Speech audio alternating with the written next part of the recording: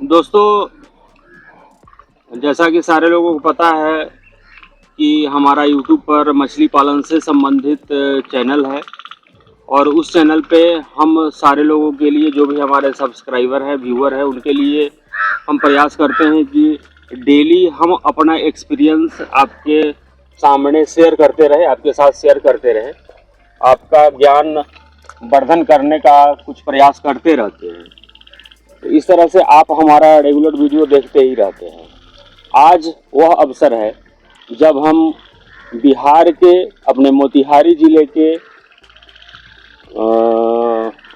छौड़ा दानो प्रखंड के अंतर्गत हमारे एक बहुत ही बेहतरीन किसान, जो लगभग 15 सालों से, इनका उम्र ही लगभग 35 साल हुआ है और 15 सालों से इस मछली पालन में निरंतर लगे हुए हैं और सफलता का ऊंचाई एक तरह से छूते जा रहे हैं। हमारे बिहार के मोतिहारी जिले के नौनिहाल किसान रकीब जी इनका नाम है। आज हम इन्हीं के समक्ष, इन्हीं के तालाब पर आए हुए हैं। आपका जो सवाल होता है, खास करके आप लोग मछली पालन में जो समस्याएं आता है आपको, आप हमसे पूछते हैं, उसी सवाल को हम रकीब जी से पूछने का प्रयास करेंगे। इनका क्या अनुभव है ये आप लोगों के समक्ष शेयर करेंगे, तो आप वीडियो पर बने रहिए। तो रकीब जी, हमारे सब्सक्राइबर लोगों का या जो भी व्यूअर हैं, उनका पहला सवाल होता है कि हम मछली पालन कैसे करें, मछली पालन की शुरुआत कहाँ से करें। थोड़ा सा आप अपना एक्सपीरियंस शेयर कीजिए। देखिए, मछली पालन कहाँ से करें और कैसे करें, इसमें सबसे बड़ा चीज़ है कि आपके पास क्या सुविधा उपलब्ध है। अगर आपके पास तालाब उपलब्ध है तो आप तालाब में करिए, तालाब का कल्चर बेस्ट है। अगर नहीं है तो अभी तो सरकार सब्सिडी वगैरह दे रही है बायोफ्लॉक वगैरह में भी, लेकिन बायोफ्लॉक उतना सक्सेस चीज़ नहीं है। बहुत लोग उसमें मार खा रहे हैं, बहुत नुकसान भी लग रहा है। लेकिन जो तालाब है, बहुत से लोग के पास है ऐसा कि छोटा तालाब है। अभी तो मतलब बिहार वगैरह में किसान के पास बड़ी बड़ी ज़मीन नहीं है कि 5 एकड़ 10 एकड़ 20 एकड़ में एक जगह आदमी खेती कर पाए। तो छोटा ज़मीन है तो छोटा ज़मीन में उस हिसाब से ही खेती करेगा और उस हिसाब से ही तालाब बना करके, आप तालाब में कुछ लोगों की है कि पानी सूखने का है तो वहाँ आदमी क्या बोलते हैं, पॉन्ड लाइनर लगा करके अपना पालन करते हैं। तो आपके पास क्या सुविधा है, क्या रिसोर्सेज है, उस हिसाब से आप अपना पालन शुरू कर सकते हैं। हमारे मछली पालन बंधुओं को यह जानकारी नहीं है कि कितने बड़े तालाब में कितना मछली का सीड स्टॉक करें। बहुत सारे लोग ऐसे हैं कि लोकल में जहाँ से बच्चे उनको मिलता है वहाँ से जाते हैं, कुंटल के अनुसार 2 कुंटल 4 कुंटल 5 कुंटल, जो भी मछली के बच्चे बेचने वाले लोग हैं, व्यवसायी हैं, वो जितना उनको बच्चा दे देते हैं उतना उठा करके लाते हैं अपने तालाब में, समझिए तो डंप कर देते हैं। इस पर आप प्रकाश करिए। देखिए, बिहार में जो सबसे बड़ा तरीका है कि बेचने का, जो सीड सेलिंग का तरीका है, वही बहुत गलत है। क्योंकि मछली का बच्चा कभी भी जो स्टॉकिंग होता है, बाई पीस स्टॉकिंग होता है, बाई केजी स्टॉकिंग नहीं होता है। अब केजी में 1 केजी में 100 पीस है या 1 केजी में 1000 पीस है, तो आप स्टॉक कर दिए 1 केजी, लेकिन ये तो नहीं देखे कि केजी में 100 है या 1000 है या 10,000 है। सेम ही केजी में 10,000 भी हो सकता है, 1000 भी हो सकता है और 100 भी हो सकता है और 10 भी हो सकता है। तो आदमी पहले तो ये देखे कि मेरा तालाब क्या साइज का है, मेरे तालाब की कैपेसिटी क्या, हम कितना बच्चा इसमें ग्रो कर सकते हैं और किस साइज तक ग्रो कर सकते हैं। अब छोटा तालाब है, उसमें हम 10,000 बच्चे डाल दिए, 10,000 बच्चे डाल दिए तो एक लिमिट तक तो वो ग्रो करेगा। उस लिमिट के बाद फिर ग्रोथ उसका नहीं होगा, वो ग्रोथ रुक जाएगा। जब तक आप उस तालाब को खाली नहीं करेंगे या उसको बेचेंगे नहीं, तो उसमें क्या होता है, किसान तो तालाब में स्टॉक कर देते हैं, 5 कुंटल स्टॉक कर दिए, फिर औने पौने दाम में मछली बेच रहे हैं क्योंकि साइज उसका ग्रोथ आता नहीं है। अब देखिए, यहीं पे हम लोग मालदा वगैरह का बात करें तो मालदा वगैरह में स्टॉकिंग ही 200 300 400 ग्राम का मछली करता है। तो वो लोग 300 ग्राम का अगर मछली स्टॉक कर रहा है तो वो लोग 2 केजी बेच पाएगा। थोड़ा सा बीच में हम इंटरप्ट करना चाहेंगे। जो आप मालदा का नाम लेना चाह रहे हैं, हम अपने दर्शकों को मालदा के बारे में कुछ जानकारी दे देते हैं। जी जी। मालदा पश्चिम बंगाल का वह एरिया है जहाँ से बड़ी मछली, खास करके बड़ी मछली, रोहू 1.5 केजी साइज का, कतला 2.5 केजी साइज का जी। पूरे बिहार में और पूर्वी उत्तर प्रदेश में, पूरे झारखंड में जिंदा मछली सप्लाई होता है वहां से। वही है, वहाँ जो भी तालाब में लोग कल्चर कर रहे हैं तो वो लोग 200-300 ग्राम का बच्चा स्टॉक कर रहे हैं और गिनती से स्टॉक कर रहे हैं। अगर हम एक तालाब में अपने 1 एकड़ का तालाब है, हम उसमें 2000 बच्चे डालें तो हमको उससे 3000-4000 केजी आना चाहिए टोटल प्रोडक्शन। अब यहाँ है 300 किलो मछली डाली, उसमें पता ही नहीं है कि पीस कितना है। अगर पूछ लीजिए कि कितना पीस है तो उसको पता ही नहीं है किसी भी किसान को। और हम लोग जैसे काम करते हैं तो हम लोग काम करते हैं पीस वाइज वाला, कि पहले आप 100 ग्राम या 150 ग्राम या 200 ग्राम पहले कर लीजिए, उसके बाद उसको तालाब में स्टॉक करिए। या अगर आपके पास सुविधा नहीं है तो आप 100 ग्राम 200 ग्राम का थोड़ा महंगा या सस्ता में सीड खरीदिए और 100-150 ग्राम वाला भी सीड स्टॉक कर सकते हैं। या आपके पास अगर नर्सरी है तो नर्सरी में आप तैयार करके फिर उसको सीड को स्टॉक कीजिए। अब किसी के पास है कि छोटा तालाब है 10,000 स्क्वायर फीट या 5,000 स्क्वायर फीट, तो उसमें आईएमसी लोग पालने का सोच लेते हैं, तो वो आप नहीं पाल सकते हैं। 10,000-5,000 स्क्वायर फीट में आपका आईएमसी का ग्रोथ होगा ही नहीं। आप थोड़ा बहुत 200-100 पीस डालेंगे तो वो कमर्शियल नहीं होगा। आपका 200 केजी साल भर में या 6 महीना में निकलेगा। 200 केजी का आपका टोटल प्राइस अगर आप 200 रुपए केजी से ही जोड़ लीजिए तो 30 से 40 हजार रुपया प्राइस होगा। तो इसमें आपका टोटल कॉस्टिंग और ये मिलाने के बाद आपको 10,000 या 5,000 रुपया बचेगा। तो उसका तो कोई मतलब नहीं बनता है ना। जब आप कोई भी चीज कल्चर कर रहे हैं तो उसको इस हिसाब से कल्चर करना है कि ना कि वो हमको इकोनॉमिकली फायदा दे। तो वो चीज है। तो आप छोटा तालाब है 10,000 स्क्वायर फीट का है तो उसमें आप रूपचंदा या पंगास पाल सकते हैं। उसको बाहर से फीड कराइए और वो पाल सकते हैं। अब 10,000 से छोटा है और 2-3 हजार स्क्वायर फीट का तालाब है तो उसमें तो आप रूपचंदा पंगास भी बेटर ग्रो नहीं करेगा। तो उसके लिए है कि आप और छोटी मछली पे जाइए, सिंगी पे, कवई पे या देसी मांगुर वगैरह पे जा सकते हैं, तो वो आप कल्चर कर सकते हैं। अब इसी से संबंधित एक सवाल है जी कि नर्सरी तालाब, जैसा कि पिछले सवाल के जवाब में आपने बताया कि छोटे तालाब में छोटी साइज की मछलियां डाल देते हैं लोग, या फिर बड़े तालाब में भी छोटी साइज की मछलियां डाल देते हैं बिहार में, खास करके यूपी में, और आपके मालदह में, बंगाल के मालदह में 200-200 ग्राम की मछली डालते हैं। हाँ। तो आईएमसी के पालन के लिए, या यूं कहिए कि मछली पालन के लिए, आईएमसी हो अथवा कैटफिश हो, नर्सरी तालाब की क्या महत्ता है, उस पर थोड़ा सा। नर्सरी तालाब तो बैकबोन है आपके कल्चर के लिए।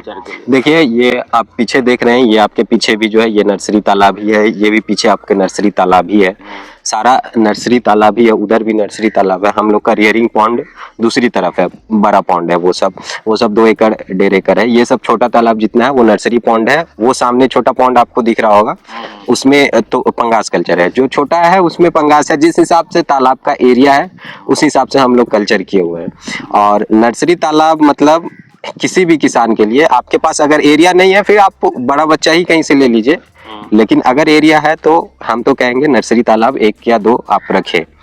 नर्सरी तालाब की उपयोगिता काफी है अगर आप मछली पालन में सफल होना चाहते हैं। जी जी बिल्कुल।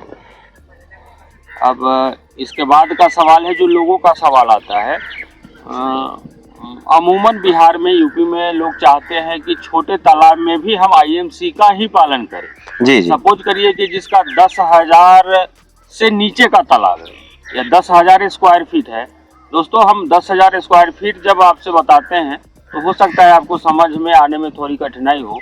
उसके लिए हम बताना चाहेंगे कि 100 फीट लंबा और 100 फीट चौड़ा, इसका स्क्वायर फीट 10,000 स्क्वायर फीट हो जा रहा है। तो 10,000 स्क्वायर फीट से छोटे तालाब में आपके अनुसार कौन सा मछली का पालन ज्यादा बेस्ट है? 10,000 से छोटा है तो अगर मतलब 8,000 है, 7,000 है, 9,000 है, 10,000 है, 11,000 है तो रूपचंदा और पंगास बेस्ट है। हाँ, उससे भी अब 10,000 से छोटा 3,000 या 2,000 या 4,000 है और शैलो तालाब है तो उसमें आप सिंगी या कवई करिए, क्योंकि सिंगी और कवई का जो हार्वेस्टिंग होता है वो टोटल सुखा करके पूरी तरह से ड्रेन करके तब आप हार्वेस्ट कर सकते हैं। ऐसे आप जाल से उसको हार्वेस्ट नहीं कर सकते। तो जो शैलो तालाब है, अब जिसका छोटा भी तालाब है बहुत ज्यादा डीप है तो उसमें आप नहीं कर सकते हैं सिंगी या कवई भी। और अगला सवाल है कि बहुत सारे लोगों का कॉल आता है। आप सारे लोगों को पता है कि हमारा YouTube चैनल पर मेरा नंबर दिया हुआ रहता है, तो उस पर आप लोगों का कॉल आते रहता है, तरह तरह के सवाल आप लोग पूछते रहते हैं।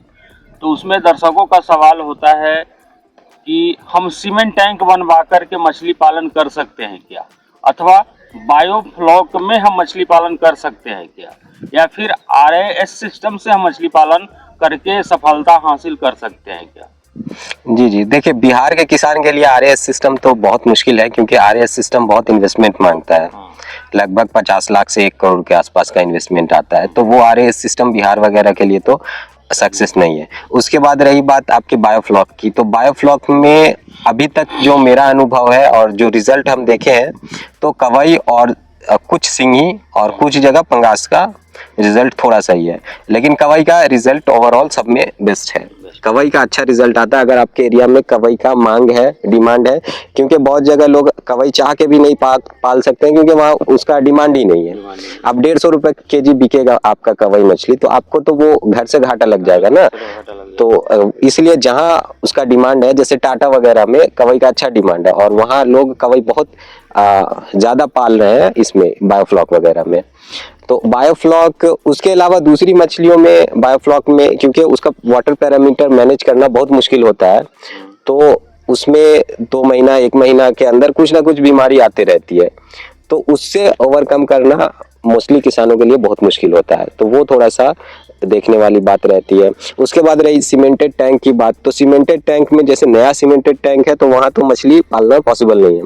नया सीमेंटेड टैंक को थोड़ा सा ट्रीट करके, मतलब 2 महीना 4 महीना टाइम देने के बाद उसमें आप अगर फिश कल्चर करते हैं, तो उसमें सक्सेस होता है। वो भी कोई भी कैटफिश और दूसरी कोई मछली आप नहीं कर सकते हैं। आप अगर शौक से डालिएगा 2-3, तो वो 2-4 तो जिंदा रह जाएगी, लेकिन ज्यादा मछली आप उसमें नहीं पाल सकते हैं। जी, आगे हम आपसे सलाह लेना चाहेंगे अपने दर्शकों के लिए, कि दर्शकों का ही सवाल होता है कि हम IMC का पालन करते हैं, जी, तो IMC और विदेशी कार्प मिला करके 6 प्रकार की मछलियां हैं जो अमूमन तालाब में लोग डालते हैं। जी, जी, जैसे ऊपरी लेयर में कतला, मिडिल लेयर में रोहू, नीचे के लेयर में मृगल यानी नयन। जी, जी, उसी तरह से विदेशी कार्प में ऊपरी लेयर में सिल्वर कार्प, मिडिल लेयर में ग्रास कार्प, नीचे के लेयर में अमूर कॉमन कार्प अथवा कॉमन कार्प। जी, जी, या फिर बहुत सारे लोग अपने ऊपरी लेयर के लिए बिग हेड का भी सीड स्टॉक करना चाहते हैं।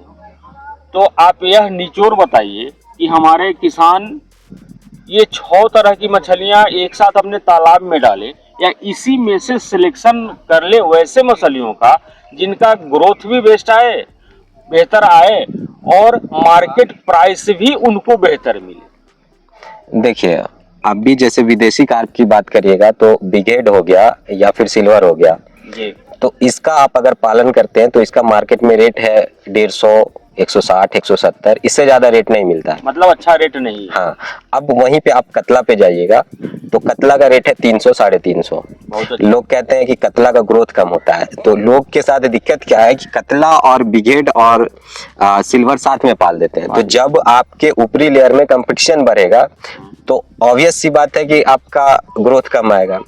और ये बिगेड जो भी चाइनीज कार्प मछली है, वो खाने में बहुत ज्यादा तेज है, बहुत ज्यादा खाती है, तो वो इसका खाना लगभग खा जाती है, तो उसकी वजह से कतला का ग्रोथ नहीं आता है। और लोग को लगता है कि कतला ग्रोथ नहीं करती है।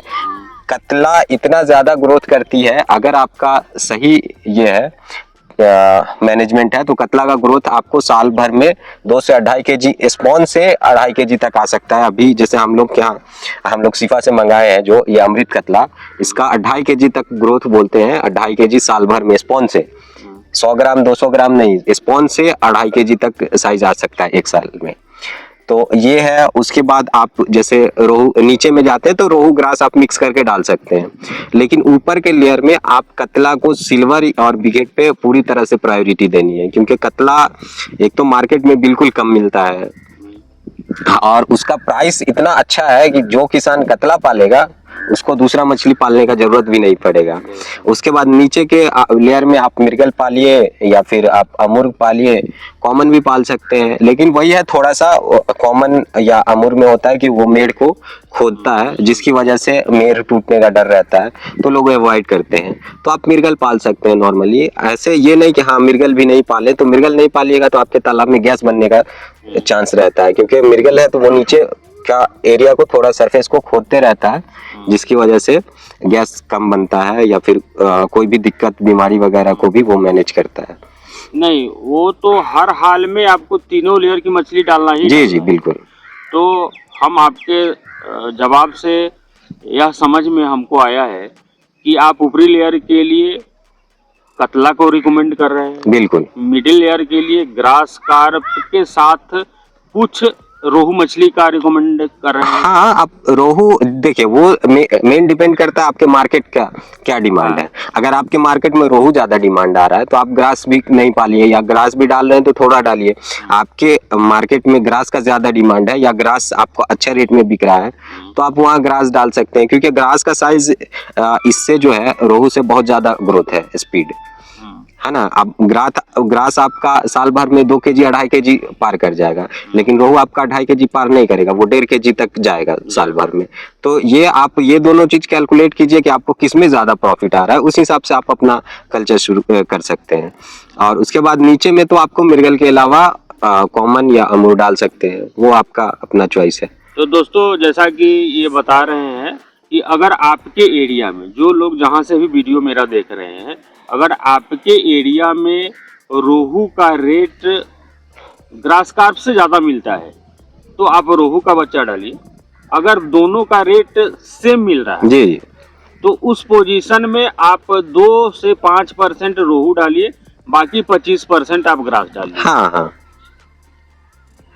और कॉमन कार्प या फिर जो आपके पास ऑप्शन है, कॉमन या मृगल में से जो ऑप्शन है उसको आप डालिए। मृगल का हालांकि थोड़ा सा ग्रोथ कम है, लेकिन कॉमन में एक दिक्कत और है कि अगर किसी का तालाब पेरिनियल है, मतलब कि 10 साल 15 साल में सूख रहा है, तो कॉमन जाल में जल्दी आता नहीं है, तो ये मसला हो जाएगा ना किसी भी किसान के साथ। तो वहाँ आपको कॉमन नहीं पालना है। आपका अगर 5 साल 10 साल में सूख रहा है तो वहाँ आप कॉमन पाल दीजिएगा, वो बच्चा दे दे करके सारा मछली आपका पूरा कल्चर खराब करते जाएगा। तो उसमें आपको मृगल ही डालना है, वहाँ आपको दूसरा दिमाग नहीं लगाना है कि हम कॉमन डाल दे या अमूर डाल दे, कुछ भी नहीं डालना है, वहाँ मृगल ही डालना है। तो अनेकों आईएमसी पालन करने वाले किसानों का ये कन्फ्यूजन रहता है, जी जी जो खास करके फीडिंग कराने वाले किसान हैं, जो मछलियों को कुछ चारा देना चाह रहे हैं, उनका कन्फ्यूजन है। हाँ, वैसे किसान जो भगवान भरोसे करते हैं उनके बारे में हम जी। जो चारा देने वाले किसान है वो कंफ्यूज रहते हैं कि हम फ्लोटिंग फीड अपने तालाब में डालें आईएमसी के लिए जी या फिर तालाब का फर्मेंटेशन करें। उनको ज़्यादा सूटेबल कौन सा होगा, लागत कम किसमें आएगा, थोड़ा सा आप चूँकि अनेकों साल से कर रहे हैं, आईएमसी का भी पालन आप करते आ रहे हैं, अपना एक्सपीरियंस साझा कीजिए। देखिए, आप फ्लोटिंग फीड अगर देते हैं तो फ्लोटिंग फीड में आपका जो ऊपरी लेयर का मछली है जी, वो तो फ्लोटिंग फीड आपका करेगा नहीं, वो आपको उसके लिए फर्मेंटेशन करना ही होगा। और जो आपका ग्रास या कॉमन या फिर ये क्या बोलते हैं रोहू, ये सब है तो ये सब फ्लोटिंग फीड कर लेता है। अब बात रही जिसके पास जितना इन्वेस्टमेंट करने के लिए पैसा है और उसके बाद सही जगह पे इन्वेस्ट करना है, तो आप फर्मेंटेशन को ज्यादा कर सकते हैं। लेकिन आपका जैसे है कि फ्लोटिंग और फर्मेंटेशन दोनों अगर साथ में चलाएंगे तो ये सबसे बेस्ट है, इससे बेस्ट कुछ नहीं है। अगर आप किसी भी एक चीज पे रिलाई करते हैं तो आप नहीं कर सकते। जैसे कि आप अगर सिर्फ फ्लोटिंग पे रिलाई करना चाहते हैं तो नहीं कर पाइएगा, क्योंकि आपको जो कतला है कतला का फिर ग्रोथ नहीं आएगा। या सिर्फ फर्मेंटेशन पे आप रिलाई करना चाहते हैं तो उस पे रिलाई कर सकते हैं, मतलब आपका ग्रोथ आएगा, पूरी तरह से आपका कतला भी ग्रो कर जाएगा, रोहू भी ग्रो कर जाएगा और निचली लेयर का भी मछली ग्रो कर जाएगा। लेकिन हम जो सजेस्ट करेंगे कि आप मिक्स करके चलिए, फर्मेंटेशन भी साथ में लेके चलिए, साथ में फ्लोटिंग भी लेके चलिए, जिससे आपका अच्छा खासा ग्रोथ आएगा मछली का, मतलब आपका जो भी डिजायर्ड ग्रोथ है। अब ग्रोथ आप कल्चर कर रहे हैं, ग्रोथ ही नहीं आ रहा है तो फिर आप कोई फायदा तो है नहीं, मतलब नहीं। हाँ, तो दोनों अगर साथ में चल रहा है ना तो ये सबसे बेस्ट है, इससे बेस्ट कुछ भी नहीं है। और फर्मेंटेशन आप अगर सिर्फ फ्लोटिंग दे रहे हैं तो साथ में फर्मेंटेशन आपको करना ही होगा। करना, क्योंकि आपका जो ऊपरी लेयर की मछली है जी वो जी फ्लोटिंग फीड खाएगी नहीं। हाँ। अगला सवाल रहेगा दर्शकों का आपसे कि अब बरसात का दिन आने वाला है जी जी और अनेकों किसान का सवाल होता है कि उनके तालाब में सुबह सुबह सारी मछलियां, जब आकाश में बादल लगता है जी जी सारी मछलियां ऊपर आने लगती है। अनेकों किसान का यह शिकायत होता है कि उनकी मछली मरने लगती है। थोड़ा सा अपना एक्सपीरियंस इस पे साझा कीजिए। अभी 2-4 दिन पहले हमारे तालाब में भी हुआ था समझ गए। तो जैसे बारिश लगता है तो बारिश के मौसम में तालाब का डीओ खुद ही कम हो जाता है। ऑब्वियस। दर्शकों, डीओ का मतलब है डिजोल्व ऑक्सीजन। आपको थोड़ा सा बीच में इंटरप्ट करके हम समझाना जी चाहेंगे। आईएमसी का जब आप तालाब में पालन करते हैं तो उनको तालाब में जो पानी है और पानी के अंदर जो घुलित ऑक्सीजन है उसी को डीओ बोला जाता है, डिजोल्व ऑक्सीजन। डीओ मतलब डिजोल्व ऑक्सीजन, तालाब के पानी के अंदर घुलित ऑक्सीजन, वो आपकी आईएमसी मछली को चाहिए। जी जी कैटफिश का अगर आपने पालन कर रखा है जैसे पंगास, सिंगी, देसी मांगूर, तो इनको पानी के ऊपर का ऑक्सीजन से काम चल जाता है। परंतु रोहू, कतला, ग्रास, सिल्वर कॉमन आईएमसी का पालन करते हैं तो डीओ चाहिए ही चाहिए। जी जी। इसमें जैसे कि अगर आपका कैटफिश है तो 3 ppm से कम भी है, 2 तक भी आपका कैटफिश सरवाइव कर जाएगा। लेकिन आपका जो आईएमसी है 4 से नीचे सरवाइव नहीं करेगा। 4 ppm से नीचे जाएगा आपका आईएमसी मरना शुरू हो जाएगा। तो जब भी बादल लगता है तो बादल में जो प्रेशर होता है, प्रेशर थोड़ा कम होता है, जिसकी वजह से डिजोल्व ऑक्सीजन कम हो जाता है और जो भी नीचे का अमोनिया वगैरह है वो सब ऊपर की तरफ आता है, जिससे तालाब में अमोनिया बढ़ जाता है। अचानक से ऐसा लगेगा कि अमोनिया तो नहीं था, मेरा तालाब साफ था और इतना अमोनिया कैसे बढ़ गया। तो उस वजह से आपके तालाब में मछलियां पूरा ऊपर आ जाती है। तो उस टाइम में आदमी को चाहिए कि इमीडिएटली जियोलाइट चारों तरफ से छिड़क दे पूरा पानी में घुस करके, और ऑक्सीजन टेबलेट भी, और ऑक्सीजन टेबलेट साथ में घुल देगा। उसके बाद अगर आपके पास सुविधा है तो एरेटर चलाइए। जो उस सिचुएशन में आप जितना ज्यादा एरेटर चलाएंगे आपका उतना जान बचेगा।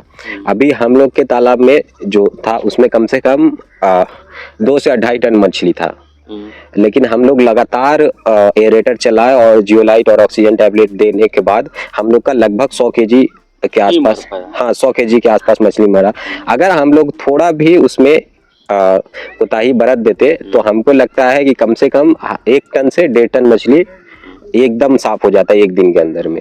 तो 1 टन मछली का बहुत ज्यादा दाम होता है। तो वो किसी भी किसान को चाहिए कि कुछ जो जरूरी दवा है जैसे जियोलाइट हो गया, ऑक्सीजन टेबलेट हो गया, ये सब लाइफ सेविंग दवा है, इसको तो अपने पास स्टॉक में रखिए। अगर कुछ खराब भी हो रहा है फिर भी उसको स्टॉक में आपको रखना पड़ेगा, क्योंकि नहीं ऐसे भी जो भी मेडिसिन होता है मछली का, जी जी, वो 3-3 साल तक उसका एक्सपायरी रहता है। हाँ, और जैसे जियोलाइट तो आपको हर 15 दिन में ऐसे भी यूज करना ही है, ताकि आपका तालाब में जो भी नीचे स्लज वगैरह है वो सब आपका बैठा रहे और तालाब आपका साफ सुथरा रहे। और जितना अच्छा आपका तालाब का पानी रहेगा, जितना अच्छा तालाब का एनवायरनमेंट रहेगा, उतना अच्छा आपका मछली का ग्रोथ आएगा। तो आदमी बस खाने पे ध्यान देता है कि मछली है, पानी में डाल दिया, खाना दे दिया, मछली बड़ी हो गई। तो बच्चा, जैसे आप बच्चा पालते हैं वैसे ही आपको मछली पालना होगा कि उसको आपको अच्छा, जितना अच्छा बच्चे को एनवायरनमेंट दीजिएगा उतना अच्छा बच्चा होगा। वैसे ही मछली में जितना अच्छा उसको एनवायरनमेंट दीजिएगा, जितना साफ सुथरा एनवायरनमेंट दीजिएगा, उतना अच्छा उसका ग्रोथ होगा। और नीचे आपका, जैसे नीचे बहुत सारा स्लज बना हुआ है, 10 साल 15 साल से आपने तालाब की सफाई नहीं कराई, तो वहां तो आपको ऑक्सीजन टेबलेट के साथ बार बार वाटर प्रोबायोटिक और सॉइल प्रोबायोटिक भी यूज करना होगा। तो ये सब जो कुछ कुछ दवा है जो आदमी, तो अभी कुछ दिनों से मछली में लोग दवा देना शुरू किया है। नहीं तो लोग को तो लगता था कि मछली में दवा का क्या जरूरत है, मछली दवा कैसे खाएगा। तो अब लोगों में थोड़ा सा जागरूकता बढ़ा है, लोग थोड़ा सा यूज कर रहे हैं। लेकिन पहले तो खाना भी नहीं देते थे मछली को, कि मछली डाल दिया वो खुद ही बड़ा हो जाएगा। तो अब धीरे धीरे जागरूकता बढ़ रहा है, लोग कर रहे हैं काम। इसी से संबंधित एक सवाल है जी, मछली पालन में पानी की जांच, जिस तालाब में मछली किसान रखे हुए हैं, अभी एक किसान है, उस पानी की जांच करना कितना आवश्यक है? थोड़ा सा पानी की जांच, पानी का देखिए 3-4 पैरामीटर है जो हर किसान को जानना होता है। एक तो पहले अमोनिया, दूसरा होता है पीएच। जब भी, क्योंकि बारिश होता है तो बारिश का जो पानी होता है, देखिए पानी हम लोग के तालाब में 3 तरीके से आता है। एक तो तालाब का पानी, एक दूसरा हो जाएगा आपका बारिश का पानी, या तीसरा हो जाएगा हम लोग का बोरवेल का पानी। तो बोरवेल का जो पानी है उसका पीएच पूरा 7 है। जो तालाब का पानी है उसका पीएच आपका वेरी करेगा, कुछ भी हो सकता है, 7 भी हो सकता है, 7.5 भी हो सकता है, 8 भी हो सकता है, 6.5 भी हो सकता है। तो वो तो आपको जांच करके ही डालना होगा। उसके बाद जो बारिश का पानी है उसका पीएच 7 से कम होता है। तो जब बारिश पड़ती है तो बारिश के बाद आदमी को चाहिए, कोई भी किसान है उसको चाहिए कि अपने तालाब में अच्छे से लाइमिंग करे। पहले एक बार पीएच देखे कि मेरा पीएच कितना डाउन गया है, उसके बाद अच्छे से पूरा लाइमिंग करना जरूरी है। और दोस्तों यहाँ लाइमिंग करना रकीब जी बता रहे हैं, इट मीन्स कि इसका मतलब है कि तालाब में चूने का छिड़काव। जी, चूने का छिड़काव जो है वो आपको करना पड़ेगा। और पीएच को आपको 7.5 से ऊपर बना के रखना है, 7.5 से 8, 8 से 8.5, 8.5 से ऊपर भी नहीं जाए और मतलब 7.5 से नीचे भी नहीं जाए। आप 7.5 से ऊपर बना करके रखिए और 8.5 से नीचे बना करके रखिए। बीच में कुछ भी है तो वो सही है, उससे ऊपर नीचे नहीं जाना चाहिए। उसके बाद रहा अमोनिया की बात, तो अमोनिया मछली पालन में सबसे खतरनाक गैस है। अमोनिया और एक H2S होता है, वो दोनों गैस बहुत ही खतरनाक है। ये दोनों समझिए मछली के लिए पॉइजन है। तो अमोनिया के लिए आपको टाइम टाइम पे अपना जियोलाइट और कुछ टाइम पे आपको यूका पाउडर, जब अमोनिया ज़्यादा बढ़ जाता है तो वहाँ पे यूका पाउडर यूज़ होता है, तो वो आप यूज़ कर सकते हैं। उसके बाद जांच की बात रही तो आपको अमोनिया और पीएच ये आपको हमेशा मेंटेन करके रखना है। अमोनिया आपका जितना कम रहे, हमेशा 0 रहे तो आपके तालाब के लिए बेस्ट है। अमोनिया में एक चीज़ और है, उसमें अमोनिया का जैसे जांच होता है तो अमोनिया का जांच कभी भी सरफेस का पानी नहीं लेना है, उसमें हमको हमेशा ही पानी से थोड़ा नीचे का 1.5 फीट पानी, 1.5 फीट नीचे से पानी लेना हाँ। है, फिर जांच करना है, फिर जांच करना है। उसमें आपका अमोनिया हमेशा सही बताएगा जी। और अगर आपके पास पानी जांच करने की इंस्ट्रूमेंट नहीं है तो आपको महीने में एक बार अपने तालाब में प्रति एकड़ 1 किलो प्रोबायोटिक का प्रयोग करना है। जी। हर महीने में एक बार प्रति एकड़ 10 किलो जियोलाइट का प्रयोग करना है जी। और 1 एकड़ में 10 से 15 किलो जियोलाइट डालना है। और अगर पानी की जांच आप नहीं करते हैं तो बरसात के दिनों में तालाब में लाइमिंग जो चूने का छिड़काव करना है, प्रति एकड़ महीने में 2 बार 100 किलो चूना का प्रयोग करना है जी। बरसात के दिन में हर 15 दिनों पर ही 100 किलो चूने का प्रयोग करना है। हाँ, एक बार पीएच चेक करना तो बहुत ईजी है, उसमें तो लिटमस पेपर पे भी चेक हो जाता है। तो पीएच अगर आदमी चाहे तो इजी चेक कर सकते हैं, तो उसका ज़्यादा, और किट भी महंगा नहीं होता है, बहुत सस्ता होता है। तो कम से कम पीएच का तो अपने पास रखना ही चाहिए किट, क्योंकि तालाब आप मछली पालन कर रहे हैं तो उतना होना चाहिए। आईएमसी पालन करने वाले जो भी किसान हैं, यानी रोहू, कतला, ग्रास सिल्वर कॉमन का पालन करने वाले जो भी किसान हैं, वह अपने तालाब में गोबर का प्रयोग करते भी हैं और करना चाहते हैं, क्योंकि गोबर खरीदने में उनको लागत कम लगता है और बहुत जगह तो खरीदना भी नहीं पड़ता। बहुत जगह तो चूंकि मछली पालन के साथ साथ उनका मवेशी पालन भी, 1-2 गाय भैंस पाल ही लेते हैं अमूमन। किसान ही करते हैं मछली पालन, और किसान ही गाय का पालन भी करते हैं। दूध के लिए भी अमूमन बिहार में, यूपी में, हर जगह पूरे इंडिया में लोग जो भी मछली पालन कर रहे हैं अमूमन वो 1-2 गाय भैंस पाल ही रहे हैं, तो उनका गोबर वे प्रयोग में ले आते हैं। तो गाय के गोबर के बारे में थोड़ी सी जानकारी दीजिए। तो रही बात जहाँ तक गोबर की, तो गोबर तो ऐसे भी बहुत न्यूट्रिशियस चीज़ है, तो वो तो तालाब में पड़ेगा ही, उससे प्लैंकटन बढ़ता है। बहुत सारे लोग को ऐसा लगता है कि मछली गोबर खाएगी, तो मछली गोबर नहीं खाती है। मछली गोबर से जो प्लैंकटन उत्पन्न होता है या फिर उससे जो तालाब की फर्टिलिटी बढ़ती है, जिससे प्लैंकटन वगैरह ग्रो करता है, तो वो मछली प्लैंकटन खाती है। मछली डायरेक्ट गोबर नहीं खाती है। तो जब भी लोग गोबर डालें तो उसमें एक चीज़ आपको ध्यान रखना है कि कोई भी सैनिटाइजर वगैरह यूज़ कर लें, क्योंकि उसके साथ बहुत सारा पैथोजन वगैरह आ रहा है, तो वो आपके तालाब में साथ नहीं आए। कोई भी आपको सैनिटाइजर यूज़ कर सकते हैं। अब उसके बाद रही बात सरसों खल्ली की, तो सरसों खल्ली तो आपका जो फ्लोटिंग फीड बनता है, सिंकिंग फीड बनता है, हर चीज़ में सरसों खल्ली यूज़ होता है, क्योंकि सरसों खल्ली में प्रोटीन है और आपका बहुत सारा कुछ जो आपका फैट बचा रहता है, जो तेल है वो एक फैट ही है, समझ गए, तो वो फैट है, तो वो मछली के ग्रोथ के लिए बेस्ट है।